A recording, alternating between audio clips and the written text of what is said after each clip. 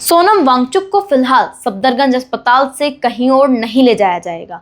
Delhi high court ने सरकार के फैसले को सही मानते हुए कहा है कि उनकी बिगड़ती सेहत को देखते हुए उन्हें अस्पताल ले जाना मनमाना फैसला नहीं था।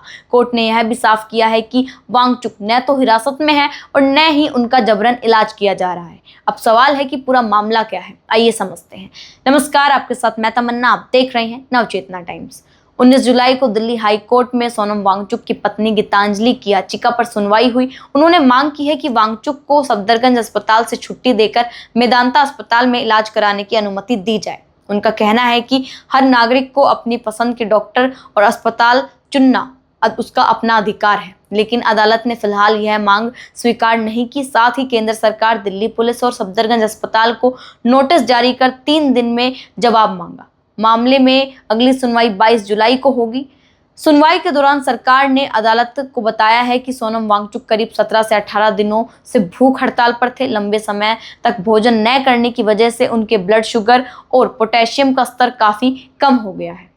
डॉक्टर ने शरीर में पानी की कमी और कीटोसी जैसी स्थिति बनने का खतरा भी बताया। अदालत ने कहा है कि ऐसी स्थिति में सरकार का उन्हें अस्पताल ले जाना जरूरी था और इसे गलत और मनमाना नहीं कहा जा सकता। डॉक्टर ने यह भी कहा कि हर व्यक्ति की जान की सुरक्षा सबसे अहम है। वांगचुक की ओर से वरिष्ठ वकील कपिल सिब्बल ने दलील दी है कि उनके मुवक्किल न तो गिरफ्तार है और न ही किसी मामले में हिरासत में है, इसलिए उन्हें सरकारी अस्पताल में रहने के लिए मजबूर नहीं किया जा सकता। उन्होंने सुझाव दिया है कि ज़रूरत पड़े तो सरकारी डॉक्टर मेदांता अस्पताल में भी उनकी निगरानी कर सकते हैं। हालांकि हाईकोर्ट ने कहा है कि वांगचुक एक स्वतंत्र नागरिक हैं, लेकिन उनकी गंभीर मेडिकल स्थिति को देखते हुए अस्पताल ले जाना उचित था।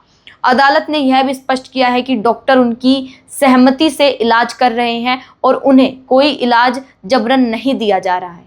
दूसरी ओर गीतांजलि ने मेडिकल रिपोर्ट पर सवाल उठाते हुए कहा है कि अलग अलग रिपोर्ट में पोटेशियम के स्तर को लेकर अंतर दिख रहा है जिससे उनका भरोसा कम हुआ है।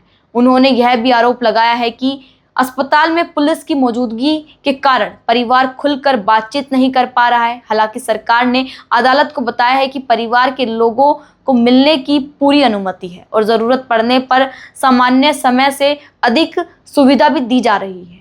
फिलहाल दिल्ली हाईकोर्ट ने सरकार की कार्रवाई को सही माना है और किसी अंतरिम राहत से इनकार किया गया है। अब सभी की नज़र 22 जुलाई की अगली सुनवाई पर है। वहां अदालत सरकार और अस्पताल का जवाब सुनने के बाद ही कुछ फैसला होगा।